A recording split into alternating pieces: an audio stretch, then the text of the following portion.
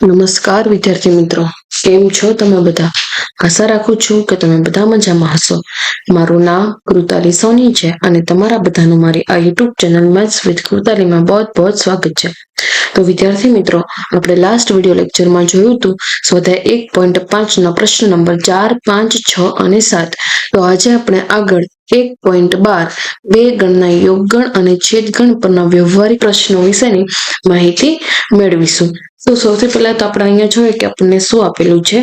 તો 1.12 બે ગણના યોગગણ અને છેદગણ પરના વ્યવહારિક પ્રશ્નો. આગળના વિભાગમાં આપણે બે ગણના યોગગણ, છેદગણ અને તફાવત ગણ વિશે અભ્યાસ કર્યો હતો. આ વિભાગમાં આપણે દૈનિક જીવનને સ્પર્શતા કેટલાક વ્યવહારિક પ્રશ્નો જોઈશું. આ વિભાગમાં ફલિત થતા કેટલાક સૂત્રોના પાછળના પ્રકરણ સંભાવના પ્રકરણ 16માં પણ ઉપયોગ કરીશું. હવે આમાં આપણે કેટલાક સૂત્રો જોયા, યોગ ગણના, છેદ ગણના, તફાવત ગણના. તો એ બધા અમુક સૂત્ર આપણને પ્રકરણ 16 સંભાવનામાં પણ ઉપયોગી થશે. આગળ આપેલું છે કે ધારો કે એ અને બી શાંત ગણો છે. હવે તો સૌથી પહેલા તો શાંત ગણ. તો આપણે આગળ શાંત ગણની વ્યાખ્યા જોઈ હતી. તો શાંત ગણ કોને કહેવાય? તો કે જે ગણ ખાલી હોય અથવા તો નિશ્ચિત ધન પૂર્ણાંક સભ્ય ધરાવતો હોય એને શાંત ગણ કહેવાય. હવે જો ધારો કે અહીંયા લઈ લીધું કે એ છેદ બી ખાલી ગણ હોય. જ્યારે એ છેદ બી ખાલી ગણ હોય તો એને નંબર ઓફ એ યોગ બી એન પછી એ યોગ બી લખ્યું તો એનો મતલબ એવો થાય કે એ યોગ બી માં જેટલા સભ્યો આવેલા હોય એ. સપોઝ નંબર ઓફ એ યોગ બી માં 1, 2, 3, 4 એટલે ટોટલ 4 સભ્યો આવેલા છે. તો તમારું નંબર ઓફ એ યોગ બી થશે n. અહીંયા તમને આપેલું છે નંબર ઓફ એ. તો ગણ એમાં સભ્યોની જે સંખ્યા હોય એને કહેવાય, તો એને કહેવાય નંબર ઓફ એ. તો સૌથી પહેલું સમીકરણ છે કે નંબર ઓફ એ યોગ બી બરાબર નંબર ઓફ એ પ્લસ બી. હવે સમીકરણ 1 આ કેવી રીતના સાચું છે ને એની તમને લાઈન આપેલી છે કે એ યોગ બી ના ઘટકો એ અથવા તો બી ના ઘટકો છે, પરંતુ એ છેદ બી ખાલી ગણ હોવાથી કોઈ પણ ઘટક બંને ગણમાં નથી. આથી એક તરત જ ફલિત થાય છે. સમીકરણ 1 ને સાબિત કરવાની કોઈ જરૂરિયાત નથી એવું કહેવા માંગે છે. કેમ નથી? તો કે એનો છેદ ગણ તો ખાલી ગણ જ થાય છે. આમાં જે સભ્ય સંખ્યા હશે ને આમાં જે સભ્ય સંખ્યા હશે એના ઉપરથી તમને તરત જ આ મળી જશે. તો હું તમને એક ઉદાહરણથી આ સમીકરણ 1 સમજાવું કે ધારો કે મેં ગણ એમાં લઈ લીધો 1 અને 2, ગણ બી માં મેં લઈ લીધો 3 અને 4. હવે આમાંથી તમે જોજો એ અને બી શાંત ગણ છે તો કે હા નિશ્ચિત ધન પૂર્ણાંક ધરાવે છે. એ છેદ બી ખાલી ગણ છે. આમાંથી છેદ ગણ બંનેનો શોધો તો ખાલી ગણ છે. બંનેમાંથી એક સામાન્ય ઘટક એક પણ નથી. હવે અહીં તમને નંબર ઓફ એ યોગ બી ફાઇન્ડ કરવું છે. તો નંબર આનો એ યોગ બી શું થશે? એ યોગ બી થશે 1, 2, 3 અને 4. બરાબર. નંબર ઓફ એ યોગ બી. તો એ યોગ બી માં કેટલી સભ્ય સંખ્યા આવેલી છે? તો 1, 2, 3 ટોટલ આમાં 4 છે. નંબર ઓફ એ આમાં કેટલા ઘટકો આવેલા છે? તો કે 2 પ્લસ નંબર ઓફ બી આમાં પણ કેટલા આવેલા છે? તો કે 2. 2 પ્લસ 2 કેટલા થાય? 4. તો સમીકરણ 1 ને સાબિત કરવાની કોઈ જરૂરિયાત નથી. બરાબર. એના પછી તમને વ્યાપક રૂપે જો એ અને બી શાંત ગણ હોય તો હવે તો અહીંયા તો તમને એ છેદ બી ખાલી ગણ આપેલો છે. પણ જો શાંત ગણ હોય તો શાંત ગણમાં તો કાં તો એ આખો ગણ કાં તો ખાલી હશે ને કાં તો એ નિશ્ચિત ધન પૂર્ણાંક ધરાવતો હશે. તો હવે જો એ નિશ્ચિત ધન પૂર્ણાંક ધરાવતો હોય ત્યારે કેવું થશે? તો એના માટે બીજી સમીકરણ છે કે નંબર ઓફ એ યોગ બી બરાબર number of A plus number of B minus number of A છેદ બી. કે ધારો કે એમાં એ છેદ બી માં ગમે તે ઘટકો હોય નિશ્ચિત ધન પૂર્ણાંક ધરાવતો હોય તો હવે આપણે આ સમીકરણ 2 કેવી રીતના આવ્યું એ આપણે જોઈશું. તો સૌથી પહેલા તો તમને અહીં આકૃતિ 1.11 આપેલી છે એ આપણે જોઈએ. બરાબર. આકૃતિ 1.11 માં તમને શું આપેલું છે? તો કે આટલો જે ભાગ છે એ માઇનસ બી છે, આટલો જે ભાગ છે એ બી માઇનસ એ છે અને આટલો જે ભાગ છે એ છેદ બી છે. આ વેન આકૃતિ તમને એ દર્શાવે. હવે જ્યારે તમારે એ યોગ બી નંબર ઓફ એ યોગ બી જ્યારે તમારે શોધવું હોય ત્યારે આ જે ત્રણેય ગણરાય પરસ્પર અલગ ગણ છે. તમે જોયું ક્યાંય કોઈ એકબીજાનો છેદ ગણ મળતો નથી. તો જ્યારે મારે આખું એ યોગ બી જ્યારે શોધવું હોય ત્યારે આ બધી જ વસ્તુ આવે. તો હું આ ત્રણ વસ્તુનો સરવાળો કરી શકું તો મને આ એ યોગ બી મળે. તો હું અહીં તમને નીચે લખીને દેખાડું કે નંબર ઓફ એ યોગ બી બરાબર શું થશે? સૌથી પહેલા તો નંબર ઓફ એ માઇનસ બી વત્તા નંબર ઓફ એ છેદ બી વત્તા નંબર ઓફ બી માઇનસ એ. બરાબર. આટલું થયું. નેક્સ્ટ આપણે જોઈએ કે હવે મારે આ વસ્તુ સાબિત કરવી છે તો અહીંયા મને આપેલું છે માઇનસ નંબર ઓફ એ છેદ બી, અહીંયા મારી પાસે પ્લસ છે તો હું એકવાર સમીકરણમાં પ્લસ કરું અને એકવાર માઇનસ કરું નંબર ઓફ એ છેદ બી. સૌથી પહેલા તો આ ત્રણેય વસ્તુ એમ નામ રાખું તો અહીંયા લખું નંબર ઓફ એ માઇનસ બી વત્તા નંબર ઓફ એ છેદ બી વત્તા નંબર ઓફ બી માઇનસ એ. હવે અહીંયા મારે માઇનસ નંબર ઓફ એ છેદ બી આપેલું છે, અહીંયા મને પ્લસમાં છે, મારે માઇનસમાં લાવવું છે તો એકવાર હું પ્લસ કરું એકવાર માઇનસ કરું, સમીકરણમાં કઈ જ ફરક ન પડે. તો અહીંયા હું એકવાર પ્લસ કરું કે નંબર ઓફ એ છેદ B minus number of A છેદ બી. બરાબર, તો અહીંયા મને એક મળી ગયું કે માઇનસ નંબર ઓફ એ છેદ બી એક ટર્મ મળી ગઈ. હવે જ્યારે તમે નંબર ઓફ એ માઇનસ બી એટલે એની વેનાકૃતિ શું છે તો કે આટલી રહ્યા નંબર ઓફ એ માઇનસ બી ની, પછી શું છે પ્લસ નંબર ઓફ એ છેદ બી, પ્લસ નંબર ઓફ એ છેદ બી એટલે કે આટલું થયું. તો જ્યારે હું નંબર ઓફ એ માઇનસ બી અને નંબર ઓફ એ છેદ બી આ બંનેને જ્યારે હું પ્લસ કરું, બંનેને મેળવું ત્યારે આખો ગણ કયો થશે તો કે ગણ એ થાય. તો અહીંયા નીચે લખું આ બંને ટર્મની બરાબર હું શું લખી શકું તો કે બરાબર નંબર ઓફ એ, બરાબર આ બંનેની જગ્યાએ મેં લખ્યું નંબર ઓફ એ પ્લસ. હવે શું બીજું આપ્યું છે કે નંબર ઓફ બી માઇનસ એ, તો આટલો જે ભાગ રહ્યો આ છે તમારો નંબર ઓફ બી માઇનસ એ છે. નેક્સ્ટ તમને બીજું આપેલું છે નંબર ઓફ એ છેદ બી, આ જે રહ્યો એ તમારો નંબર ઓફ એ છેદ બી. જ્યારે હું આ બંને નંબર ઓફ એ છેદ બી અને નંબર ઓફ બી માઇનસ એ જ્યારે આ બંનેનો સરવાળો કરું ત્યારે મને શું મળે તો કે આ આખો ગણ બી મળે. તો અહીંયા લખી શકું કે નંબર ઓફ બી, આ ત્રીજી ટર્મ છે ને તો એમ નામ રાખું છું માઇનસ નંબર ઓફ એ છેદ બી. બરાબર, આ બંનેને જ્યારે સરવાળો આપણે વેનાકૃતિ ઉપરથી જોઈએ ત્યારે મને શું મળે છે ગણ બી. તો number of A plus number of B minus number of A છેદ બી. આ થઈ ગયું તમારું સમીકરણ નંબર 2 સાબિત. સમજાણું? આશા રાખું છું કે મેં તમને જે સમજાવ્યું તમને બરાબર સમજાણું હશે. તો અહીંયા તમને આપેલું છે કે એ માઇનસ બી એ છેદ બી અને બી માઇનસ એ પરસ્પર અલગ ગણો છે તેમ નોંધીશું અને તેમનો યોગ એ છેદ બી આકૃતિ 1.11 માટે. બરાબર, અહીંયા આપણને જે આપણે જે સમીકરણ નંબર 2 સાબિત કર્યું એ જ આપેલું છે. તો આપણે જે મેં તમને આગળ કીધું એમ કે નંબર ઓફ એ યોગ બી લખવો હોય તો આ ત્રણે પરસ્પર અલગ ગણ છે તો એ ત્રણેયનો સરવાળો કર્યો. આપણે માઇનસ નંબર ઓફ એ છેદ બી જોઈતું હતું તો આ ત્રણેય વસ્તુને એમ નામ રાખી, એકવાર પ્લસ કર્યું એકવાર માઇનસ કર્યું. બરાબર, આ બંનેની જગ્યાએ લખી શકાય નંબર ઓફ એ, આ બંનેની જગ્યાએ લખી શકાય નંબર ઓફ બી અને આ વસ્તુને એમ નામ જ રાખેલી છે. તો આમ સૂત્ર 2 ની ચકાસણી થઈ. હવે ત્રીજા નંબરે આપેલું છે, અત્યાર સુધી તમને 2 જ ગણ આપ્યા હતા.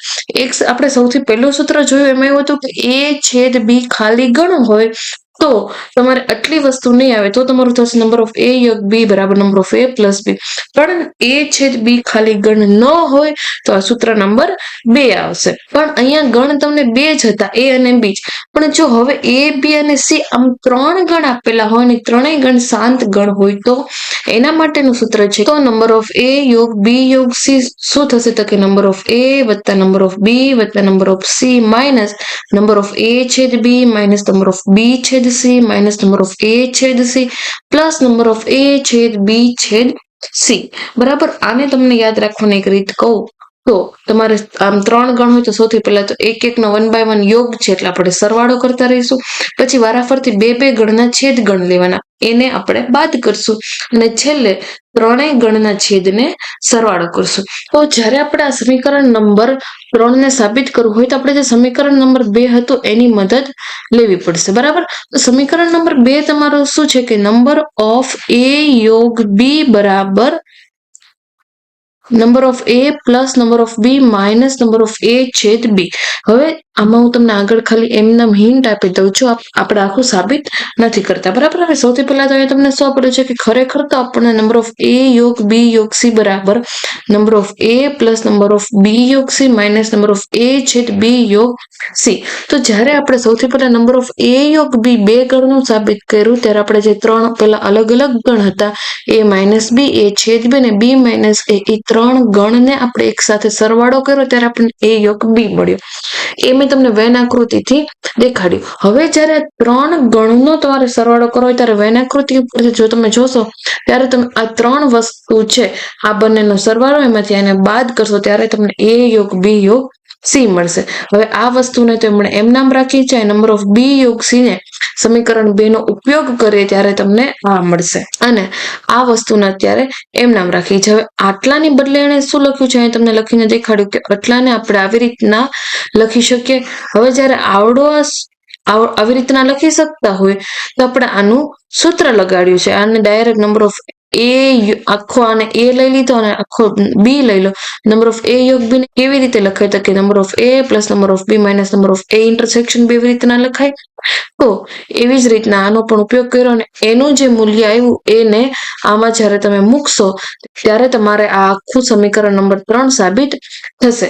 પણ પહેલા તો તમે a યોગ b યોગ c ને આવી રીતના લખાય એ જ મહત્વનું છે. પછી તો ખાલી તમારે સમીકરણ નંબર 2 નો જ ઉપયોગ કરવાનો છે, પછી તરત જ સાબિત થઈ જશે. બરાબર, તો હું તમને આ વાળું સાબિત કરીને નથી દેખાડતી. આપણે આગળનો જોઈએ. આગળનો ઉદાહરણ નંબર 23 જોઈએ. તો ઉદાહરણ નંબર 23 માં તમને શું આપેલું છે કે x યોગ y માં 50 ઘટકો છે.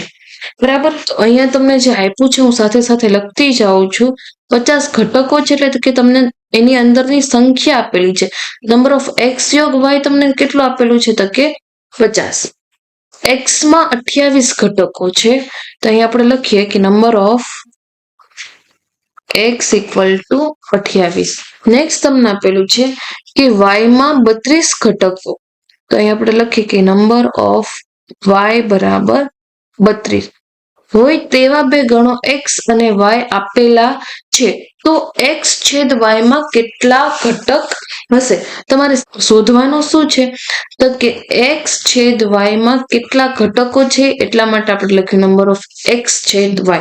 હવે આપણે સમીકરણ નંબર 2 નો ઉપયોગ કરીએ. સમીકરણ શું છે સમીકરણ 2 માં કે નંબર ઓફ x યોગ y બરાબર number of x plus number of y minus number of x છેદ y. હવે અહીંયાથી તમને જે જે કિંમત આપેલી છે આપણે મૂકીએ.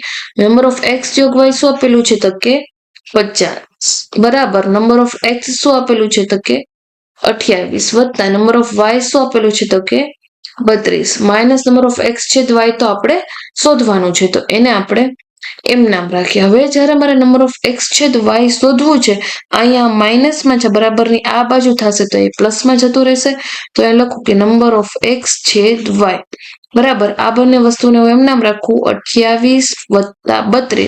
આ 50 અહીંયા સરવાળામાં છે પ્લસ છે બરાબરની આ બાજુ આવશે એટલે થઈ જશે માઇનસ. બરાબર 28 ને 32 થશે 8 ને 2 60.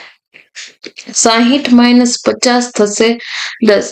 તો નંબર ઓફ x છેદ y માં કેટલા ઘટકો આવેલા છે તો કે 10. બરાબર, તો આ છે તમારો ઉદાહરણ નંબર 23.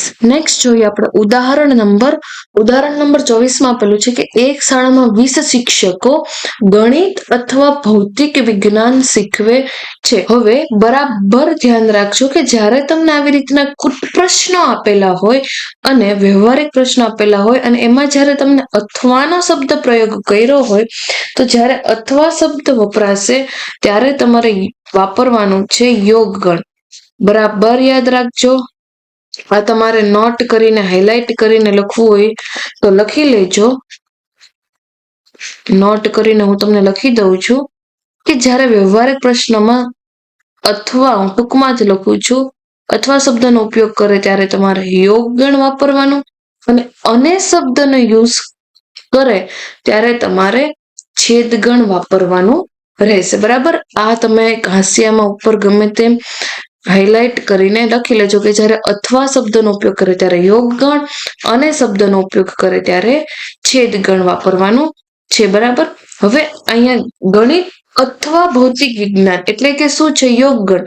તો હું ધારો કે ગણિતના શિક્ષકના ગણને એમ તરીકે લઉં કે ધારો કે ગણિત શિક્ષક નો ગણ એમ છે અને ભૌતિક વિજ્ઞાન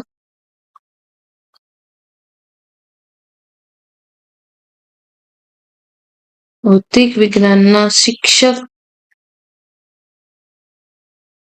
નો ગણ પી છે. બરાબર. હવે મને અથવા કીધું છે એટલે મને શું આપેલું છે કે નંબર ઓફ અથવા એટલે કે યોગ ગણ, તો કે એમ યોગ પી બરાબર કેટલા છે તો કે 20. આગળ જોઈએ, આ શિક્ષકો પૈકી 12 ગણિત શીખવે છે. ગણિત એટલે કે આપણે એમ લીધો છે તો નંબર ઓફ એમ તમને આપેલું છે. આપણે નંબર ઓફ ને કોઈ દિવસ કેપિટલમાં નહીં લખીએ, આપણે એને કાયમને માટે સ્મોલમાં જ લખવાનું છે. ગણિતના શિક્ષક એટલે નંબર ઓફ એમ બરાબર તમને 12 આપેલું છે અને 4 ભૌતિક વિજ્ઞાન અને ગણિત બંને શીખવે છે. અને એટલે શું આપણને આપેલું છે તો કે છેદગણ. તો અહીંયા આપણે લખીશું કે નંબર ઓફ ભૌતિક વિજ્ઞાન અને ગણિત, તો ભૌતિક વિજ્ઞાનનો પી અને ગણિતનો એમ અને છે એટલે આપણે છેદગણ લખો. કેટલા શિક્ષકો છે તો કે 4. તો અહીંયા આપણે લખીશું બરાબર કરીને 4. તો કેટલા શિક્ષકો ભૌતિક વિજ્ઞાન શીખવતા હશે તો ભૌતિક વિજ્ઞાન એટલે કે પી આપણે લીધેલો છે. તો નંબર ઓફ પી બરાબર કેટલા થશે? બરાબર. સમીકરણ નંબર 2 નો જ ઉપયોગ કરવાનો છે. કેવી રીતના કરશો તો કે નંબર ઓફ એમ યોગ પી બરાબર નંબર ઓફ એમ વત્તા number of P minus number of M છેદ પી. અહીં તમને એમ યોગ પી માં આપેલું છે 20, નંબર ઓફ એમ આપેલા છે 12, નંબર ઓફ પી તમારે શોધવાનું છે માઇનસ નંબર ઓફ એમ છેદ પી ને પી છેદ એમ બંને સરખું જ થઈ આપેલું છે 4. નંબર ઓફ પી પ્લસ છે અને એમ નામ જ આપણે રાખીએ. બરાબર. આને મેં એમ નામ રાખ્યું. બરાબર. પ્લસ હવે આ બરાબર ની આ બાજુ વિષય એમના અહીંયા +12 છે, બરાબર ની આ સાઈડ જશે તો -12. અહીંયા -4 છે, બરાબર ની આ સાઈડ જશે તો +4. 20 ને 4 થશે 24. 24 માંથી 12 કાઢીએ તો આપણને 12. તો ટોટલ 12 શિક્ષકો એવા હશે કે જે ભૌતિક વિજ્ઞાન ભણાવતા હશે. બરાબર. કુટ પ્રશ્નો સાવ સહેલા જ હોય છે, બસ તમારે બરાબર ધ્યાન રાખીને લખવાનું રહેશે અને સૂત્રો યાદ હોવા જોઈએ એટલે તમે ફટાફટ કરી શકશો. બરાબર. આગળ જોઈએ, તમને ઉદાહરણ નંબર 25 માં આપેલું છે કે 35 વિદ્યાર્થીઓના વર્ગમાં 24 ને ક્રિકેટ રમવું ગમે છે અને 16 ને ફૂટબોલ રમવું ગમે છે. દરેક વિદ્યાર્થી 2 રમતોમાંથી ઓછામાં ઓછી એક રમત રમવાનું પસંદ કરે છે. ક્રિકેટ અને ફૂટબોલ બંને રમત રમવાનું કેટલા વિદ્યાર્થીઓ પસંદ કરતા હશે? તો સૌથી પહેલા તો આપણને જે આપેલું છે એ આપણે લખીએ. 35 વિદ્યાર્થીઓનો વર્ગ છે તો સૌથી પહેલા તો તમને શું આપેલું છે કે 24 ને ક્રિકેટ રમવું ગમે છે. તો હું સપોઝ ક્રિકેટ રમવું ગમે છે તો એને n ઓફ a લો, તો અહીંયા લખું નંબર ઓફ a બરાબર 24. પછી 16 ને ફૂટબોલ રમવું ગમે છે તો હું ફૂટબોલ ને b તરીકે લઉં, તો અહીંયા આવશે n ઓફ b બરાબર 16. હવે શું કીધું છે કે 35 વિદ્યાર્થીઓનો વર્ગ છે. બરાબર. તો જેમાં ક્રિકેટ અને ફૂટબોલ બંને રમતા બધા જ વિદ્યાર્થીઓ એમાં આવી ગયા હશે.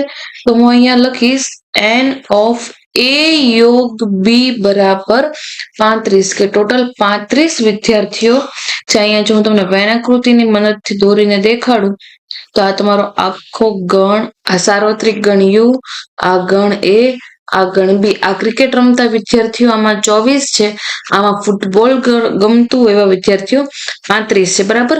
હવે તમને શું કીધું છે કે 35 વિદ્યાર્થીઓનો વર્ગ છે, તો આ બધા થઈને કેટલા હશે ટોટલ? આ બંનેમાં 35 એટલે કે a યોગ b માં 35 આવશે. હવે ક્રિકેટ અને ફૂટબોલ બંને રમત રમવાનું એટલે કે આપણે શું શોધવાનું છે? a છેદ b. બંને રમત રમતા એવા વિદ્યાર્થીઓ કેટલા? તો અહીં આપણે શું લખશું? a છેદ b બરાબર કેટલા? બરાબર. તો હવે આપણે સૂત્ર મૂકીએ તો નંબર ઓફ a યોગ b બરાબર number of a plus number of b minus number of a છેદ b. અમારે નંબર ઓફ a છેદ b શોધવું છે, તો મારે બરાબરની આ બાજુ લાવ તો આ માઇનસ નું પ્લસ થઈ જાય, આ પ્લસ છે તો આ માઇનસ થઈ જશે. તો અહીંયા લખું કે નંબર ઓફ એ છેદ બી બરાબર નંબર ઓફ એ વત્તા number of B minus number of A યોગ બી બરાબર. હવે નંબર ઓફ એમાં કેટલા આપેલા છે તો કે 24 પ્લસ નંબર ઓફ બી માં તો કે 16 માઇનસ નંબર ઓફ એ યોગ બી માં તો કે 35. 24 પ્લસ 16 કરો એટલે તમારો 40 આવે અને 40 માઇનસ 35 કરો એટલે તમારો આન્સર શું આવશે 5. ઓકે, તો નંબર ઓફ એ છે બી માં કેટલા વિદ્યાર્થીઓ આવશે તો અહીંયા 5 વિદ્યાર્થીઓ એવા હશે કે જેને ફૂટબોલ અને ક્રિકેટ બંને વસ્તુ રમવી ગમતી હશે. ઓકે, નાઉ નેક્સ્ટ ઉદાહરણ નંબર 26 જોઈએ. ઉદાહરણ નંબર 26 માં તમને આપેલું છે કે એક શાળાના 400 વિદ્યાર્થીઓની મોજણી કરી. બરાબર. હવે તમને અહીંયા ટોટલ કેટલા વિદ્યાર્થીઓ આપેલા છે શાળાના 400. તો અહીંયા આપણે પેલા સાથે સાથે લખતા જ જઈએ. તો નંબર ઓફ યુ બરાબર 400. બરાબર. 100 વિદ્યાર્થીઓ સફરજનનો રસ પીવે છે તો અહીં લખું નંબર ઓફ એ બરાબર 100. પછી શું આપેલું છે 150 નારંગીનો રસ પીએ છે તો એને નારંગીના રસને બી તરીકે લઉં તો અહીંયા લખું 150. 75 વિદ્યાર્થીઓ સફરજન તેમજ નારંગી બંનેનો રસ પીવે છે તો શું આવશે નંબર ઓફ એ છેદ બી. કેટલા છે તો કે 75. બંને રસ પીવે છે એટલે નંબર ઓફ એ છેદ બી. કેટલા વિદ્યાર્થીઓ સફરજન અને નારંગી પૈકી એક પણ રસ પીતા નથી. હવે જોજો બરાબર ધ્યાન રાખીને હું જે સમજાવી સમજજો. સૌથી પહેલા તમને એક વેન આકૃતિથી થોડુંક વધારે સિમ્પલ તમને સમજાશે. તો વેન આકૃતિ દોરું. સૌથી પહેલા શું કીધું કે એક શાળાના 400 વિદ્યાર્થીઓની મોજણી કરી એટલે આખી શાળા છે. શાળામાં ટોટલ મેં તમને સાર્વત્રિક ગણમાં કીધું કેટલા છે ટોટલ 400 છે. 100 વિદ્યાર્થીઓ સફરજનનો રસ પીવે છે. અહીંયા જે હશે આખો ગણ એ છે અહીંયા ટોટલ 100 વિદ્યાર્થીઓ છે. 150 નારંગીનો તો એટલા જે હશે આ 150 નારંગીનો પીવે છે. 75 એવા છે કે જે બંનેનો રસ પીવે છે તો અહીંયા વચ્ચે જે છે એમાં કેટલા હશે તો કે 75. હવે કેટલા વિદ્યાર્થીઓ સફરજન અને નારંગી પૈકી એક પણ રસ નથી પીતા તો એક પણ રસ નથી પીતા તો એ બધા અહીંયા હશે. બરાબર. આ ગણ એ અને બી ની બહાર હશે તો ગણ એ અને બી ની બહાર હોય એને હું શું લખી શકું તો કે નંબર ઓફ સાર્વત્રિક ગણમાંથી એ યોગ બી ના ઘટકોને બાદ કરું તો મને આ બારની વસ્તુ મળશે. આખો જે સાર્વત્રિક ગણ છે એમાંથી એ યોગ બી એટલે કે આખું થશે અને મારે આ બારનું શોધવાનું છે તો હું સાર્વત્રિક ગણમાંથી એ યોગ બી ને બાદ કરું ત્યારે મને મારે જે પૂછેલું છે એ મને મળશે. બરાબર. તો આ જે સાર્વત્રિક ગણમાંથી આપણે કોઈ પણ ગણને બાદ કરીએ તો એને શું લખી શકાય આપણે આગળ પૂરક ગણમાં જોયેલું છે નંબર ઓફ એ યોગ બી નો ડેશ. બરાબર. નંબર ઓફ એ યોગ બી નો ડેશ એટલે એનો પૂરક ગણ થાય. તો મારે શું થાય પૂરક ગણ જયારે આપણે શોધવું ત્યારે આપણે એને સાર્વત્રિક ગણમાંથી બાદ કરીએ. આને પણ હું શું લખી શકું તો કે નંબર ઓફ એ ડેશ છેદ બી ડેશ. બરાબર. તો મારે આ શોધવાનું છે કે નંબર ઓફ એ ડેશ છેદ બી ડેશ એને હું નંબર ઓફ એ યોગ બી ડેશ લખી શકું. એ યોગ બી ડેશ ને સાર્વત્રિક ગણમાંથી બાદ કરીએ. હવે અહીંયા આપણને ડાયરેક્ટ એ યોગ બી નથી આપેલું પણ આપણને સૂત્ર ખબર છે. શું સૂત્ર છે તો નંબર ઓફ યુ એમ ના એ યોગ બી એટલે કે નંબર ઓફ એ પ્લસ હવે પણ અહીંયા પાછળ આપણને માઇનસ આપેલું છે આની સાથે માઇનસ છે એટલે માઇનસ નંબર ઓફ બી. હવે માઇનસ નંબર ઓફ એ છે બી આવે પણ અહીંયા બાર માઇનસ છે તો minus minus plus number of A છેદ બી. બરાબર. હવે તમને બધી જ વસ્તુ આપેલી છે આપણે સૂત્રમાં મૂકીએ. નંબર ઓફ યુ માં શું છે તો કે 400 માઇનસ નંબર ઓફ એ માં 100 માઇનસ નંબર ઓફ બી માં 150 પ્લસ નંબર ઓફ એ છેદ બી માં 75. 400 માંથી 100 જાય તો 300 300 માંથી 150 જાય તો અગેન 150 જ વધે અને 150 વત્તા તમે 75 જ્યારે કરો ત્યારે તમને મળે 225. તો 225 એવા વિદ્યાર્થીઓ હશે કે જે નારંગી અને સફરજન પૈકી એક પણ રસ નહીં પીતા હોય. બરાબર. નાઉ નેક્સ્ટ જોઈએ ઉદાહરણ નંબર 27 તમને આપેલું છે કે ચામડીની વ્યાધિવાળી 200 વ્યક્તિઓ છે. ચામડીની વ્યાધિવાળી 200 વ્યક્તિઓ છે તો તમને શું આપેલું છે? સાર્વત્રિક ગણ. તો શું થશે? n of u બરાબર 200. નેક્સ્ટ તમને આપેલું છે 120 વ્યક્તિઓને રસાયણ C1 અને 50 વ્યક્તિઓને રસાયણ C2 ની અસર માલુમ પડી છે. તો અહીંયા શું લખું? નંબર ઓફ C1 માં કેટલા છે? તો કે 120. નંબર ઓફ C2 માં કેટલા છે? તો કે 50. નેક્સ્ટ આપેલું છે 30 ને બંને રસાયણો C1 અને C2 ની અસર માલુમ પડી છે. બંને આવે એટલે શું થશે? C1 છેદ C2 બરાબર શું થશે? તો કે 30. બરાબર. હવે એમાંથી તમને પહેલો પ્રશ્ન પૂછેલો છે કે રસાયણ C1 ની અસર હોય પરંતુ રસાયણ C2 ની અસર ન હોય. હવે એના આકૃતિથી જો તમને સમજાવું તો એક સાર્વત્રિક ગણ U, એક આ ગણ A, એક આ ગણ B લઈએ. બરાબર. સૌથી પહેલા તો તમને સાર્વત્રિક ગણમાં ટોટલ 200 વ્યક્તિઓ આપેલા છે. C1 રસાયણની અસરો એવા કેટલા છે? તો કે 120. તો આખો ગણ આ C1 ની અસરમાં બધા આવી ગયા. તેમ એ ગણ કયો છે? C1. નેક્સ્ટ C2 માં કેટલા છે? તો કે 50. તો કે આ આખો ગણ આ C2 છે. આમાં 50 એવા વ્યક્તિઓ છે જેને C2 રસાયણનો પ્રોબ્લેમ છે.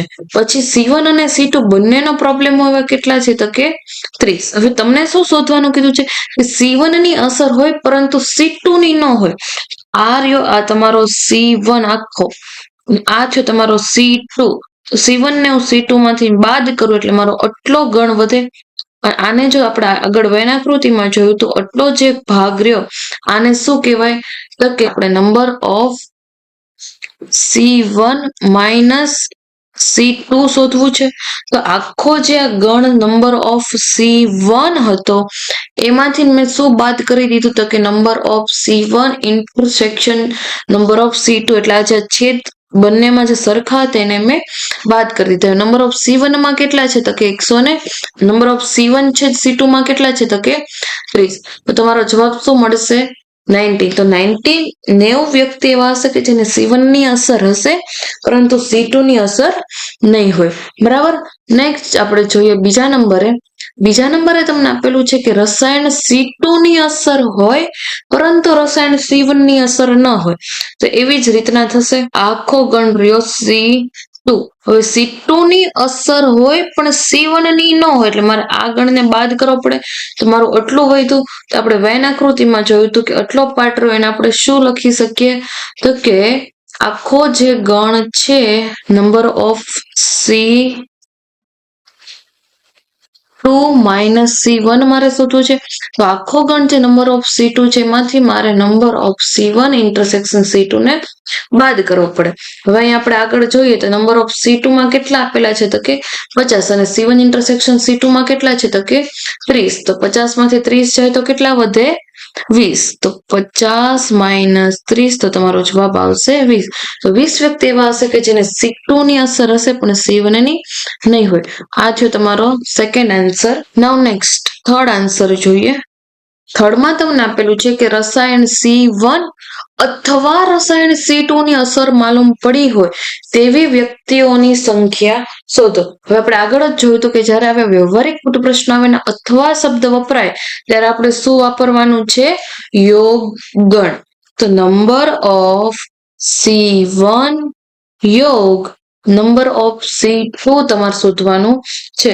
તો એની પણ આપણને સૂત્ર યાદ જ છે. તો શું આવશે? Number of C1 plus number of C2 minus number of C1 છેદ C2. નંબર ઓફ C1 માં કેટલા છે? તો કે 120 પ્લસ નંબર ઓફ C2 માં કેટલા છે? તો કે 50 માઇનસ નંબર ઓફ C1 છેદ C2 માં કેટલા છે? તો કે 30. 120 ને 50 થાય 170 અને 170 માંથી 30 જાય તો વધશે તમારા 140. બરાબર. તો આ થયો તમારો પ્રશ્ન 3 ઉદાહરણ નંબર 27 નો. ઓકે. આશા રાખું છું કે મેં તમને અહીંયા સુધી જે સમજાવ્યું 1.12 બે ગણના યોગગણ અને છેદગણ પરના વ્યવહારિક કુટ પ્રશ્નો અને ઉદાહરણ નંબર 24, 25, 26, 27 અને 28. તો આશા રાખું છું કે મેં તમને અહીંયા સુધી સમજાવ્યું બરાબર તમને સમજાણું હશે.